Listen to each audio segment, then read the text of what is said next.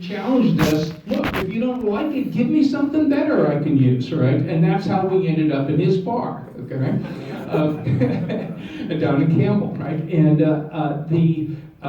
what we did, and we kind of already knew this, but we sort of traded notes. We all hated the fact that things like dry stone plagued us, because all of us had marketing folks come in and say, can't you add an extra instruction that'll do dry stone really well? And we go, no, stop. Okay, we don't want that, right?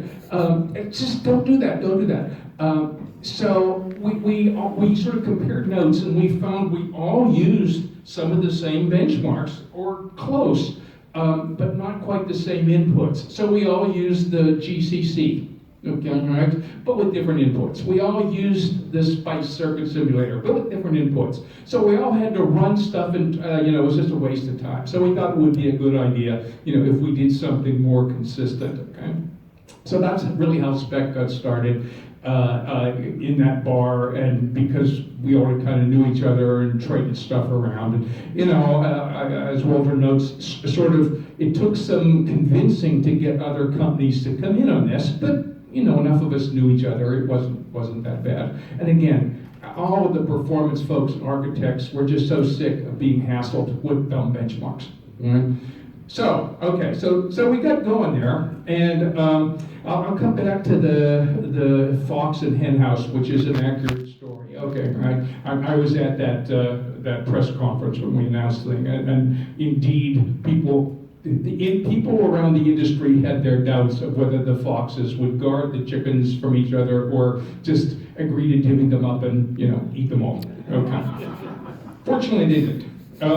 Okay. Well, the next thing that happened was I wrote when we started to get the numbers out for SPEC, I really hated this thing of sort of vaguely defined MIPS ratings, because I just didn't mean anything. So I wrote this paper called SPEC Data Helps Normalize Vendor MIPS Ratings for Sensible Comparison, or Your Mileage May Vary, but if your car were a computer, it would vary more.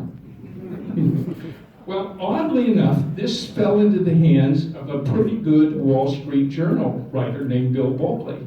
And he called me up and did an interview, and the article came out. It was at the top of the second section of the Wall Street Journal, a primo place. Okay, right? I was so excited because it explained mostly what SPEC was about and why we were doing it and how we had something better than MIPS ratings. And I was a VP at MIPS at that time. So you know how the Wall Street Journal does it? It would say, John Mashey, VP of MIPS, in bold, and it would say MIPS in bold, and the rest of it would be Roman, right? Okay, so I was really happy till I got to work. And when I looked at listened to my voicemail, I found the first message was from my CEO saying, Mashey, what are you doing? The stock is down 15%. I go, what? Okay. And then the second message was from the CFO saying, Mashey, what are you doing? Okay, the analysts are all calling up asking why we're collapsing. I'm going, what? Okay. Well, it turned out that, the writers of articles don't put the caption on. And the caption said, MIPS down in benchmark rankings. Meaning MIPS, the old that's MIPS, okay, right? And analysts saw my name in bold and said, sell. So the stock dropped 15% in an hour. and then after they sold, they called the CEO and CFO. I'm going, oh, okay. Well, it was sort of, it pretty quickly disappeared over the next week. But there was a short period there where I could see career going, doom. So that's how SPEC almost killed me. Fortunately, it went away pretty quick.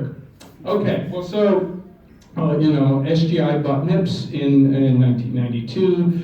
I'm still involved with SPEC, but less because I was flying around the world a lot. In 95, I had a heart attack, which also kind of slowed things down. And by 2001, I retired. But I still couldn't get loose of SPEC in some sense. Around 2005, I wrote a paper called Roar the Benchmark Means, Time for a Truce. And this was finally got the mathematics to explain better why the geometric mean was the right thing. Right? And that I sort of went through that, and we'd sort of done the right thing, but we never really quite knew why we had done it, which is odd, right? Okay, and then a year or two later, I actually convinced Hennessy and Patterson to get that stuff in the books. I had argued with these guys, or friends of mine, of course, for years and years over their discussion of geometric means and everything. The idea that the statistics was right, that it was the mean of a log normal distribution, and you had to do it that way or weird things happen, finally percolated into the architecture books. But still, of course, SPEC itself was already there as an important set of benchmarks in their earliest version of this series, which rapidly became the computer architecture book. I mean, this one is the what is it? This is the 4th edition, but somehow those guys did it every 5 years, which was amazing to me. But I would say that's one of the gratifying things was the connection and influence with academia. Is that a lot of students wrote theses, analyzing SPEC benchmarks and looking at stuff. So it wasn't just in terms of computer design and software tuning. It was, it really got into to academic research. Okay, so I have to rate co-founding SPEC as sort of one of my favorite things career-wise. Okay.